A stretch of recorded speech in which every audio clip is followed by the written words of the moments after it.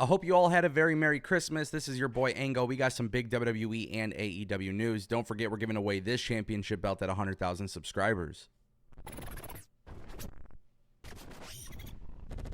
Welcome back to the Ango Show. I want to kick things off right away. Chris Jericho definitely getting talked about a lot right now after this past weekend. Long story short, there was an article that went out this past weekend that revealed the only person who didn't sign an NDA regarding AEW Brawl Out was Ace Steel's wife. Now, Chris Jericho responded to this and said he didn't sign one. And then Stephen P. New, who is the lawyer representing CM Punk and Ace Steel, he had a little bit to say. He says, it's in your employee handbook. Unless you have a special one, we could figure it out.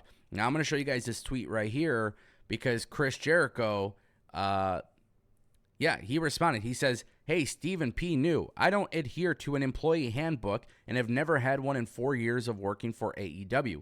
I've also never signed an NDA in my life, ever. So stop trying to be a bully and making egotistical fantasy brags for your clients and start doing some research before you make blanket statements about your buddies. Because I saw everything that night, including how Lucy and her husband and best buddy acted and what really went down. And since I was in the room and watching her and everybody else the whole time, I know exactly what really happened. And considering you weren't there and I was, maybe you should shut your mark ass up because what really went down was disgusting.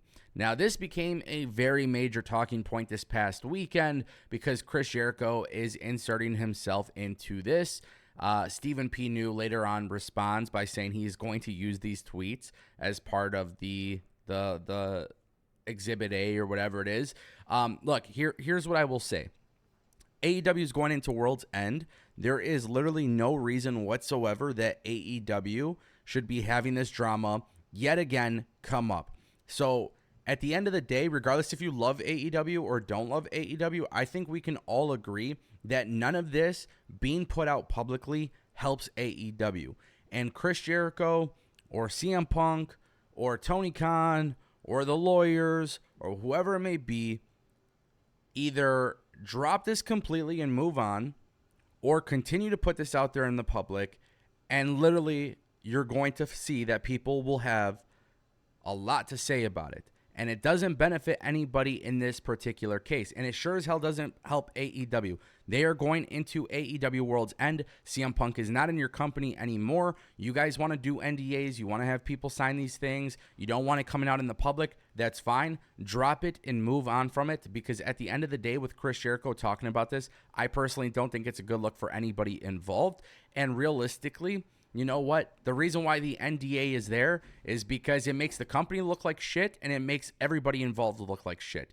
And the idea is you have an NDA, it doesn't get talked about it, and that's it.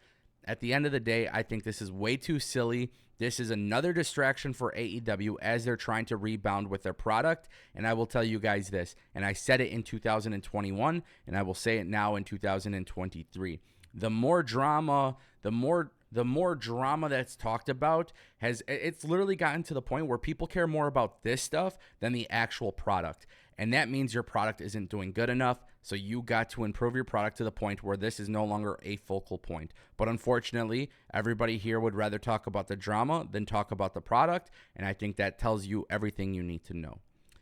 Speaking of AEW, some unfortunate news, but totally understandable. There's been some major departures this past weekend. So we know that Rafael Morphy, he is the guy that was basically helping the company. He was the vice president of live events and touring. This is a guy that has tons and tons of experience in this field. He previously worked with TNA.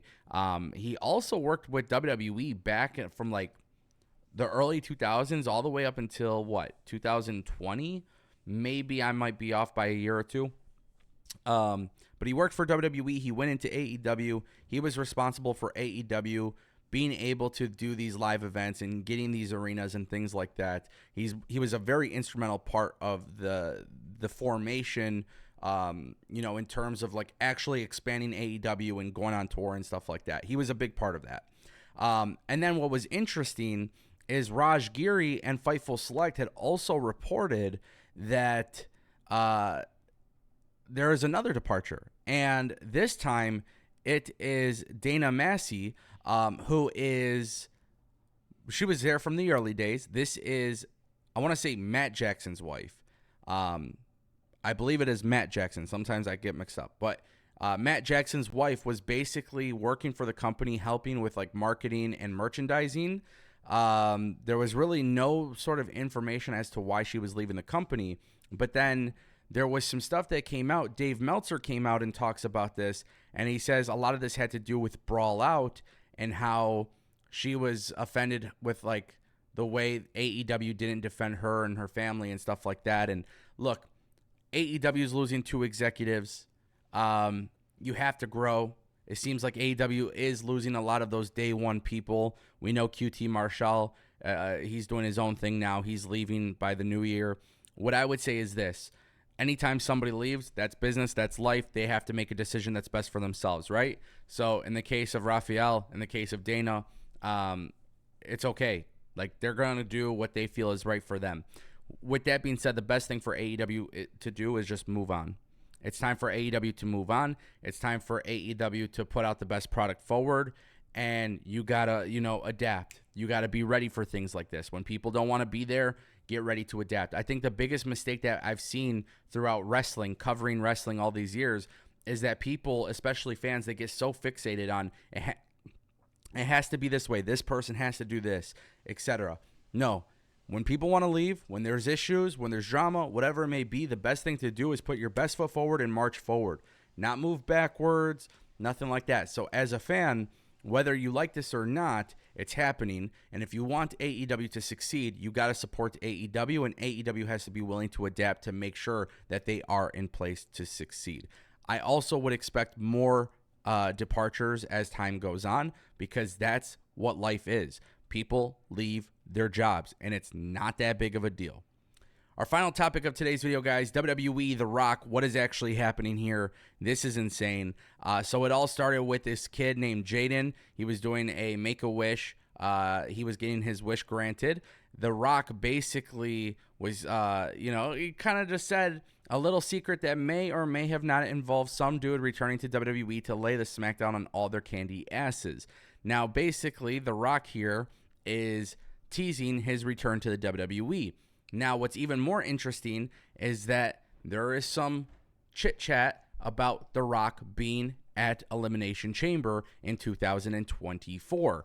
And there's some rumors that the tourism committees or whatever out there are trying to get The Rock out there for Elimination Chamber to be at the pay-per-view event. And it got me thinking, The Rock is a massive return. We've heard for a while The Rock versus Roman could be a plan. Does The Rock return at Elimination Chamber, and does he get involved with Roman Reigns for WrestleMania? Does WWE do Roman Reigns versus The Rock on night 1, and then on night 2, Roman versus Cody? Like, what do they do here? That was a rumor a while ago, but I don't think The Rock should be at WrestleMania taking up Cody's spot. I don't think he should be taking away a WrestleMania main event from Seth Rollins. So if you want to have The Rock at Elimination Chamber, that's cool, but at the end of the day, I don't want to see anything more than that, which I know that's probably not the popular opinion here, but the product is hot without The Rock. You don't need The Rock, and you don't need him taking up WrestleMania from other people who have busted their ass for that opportunity. So, exciting return, yes. If it happens at Elimination Chamber, absolutely awesome, but at the end of the day, anything more I don't think will be satisfying to me.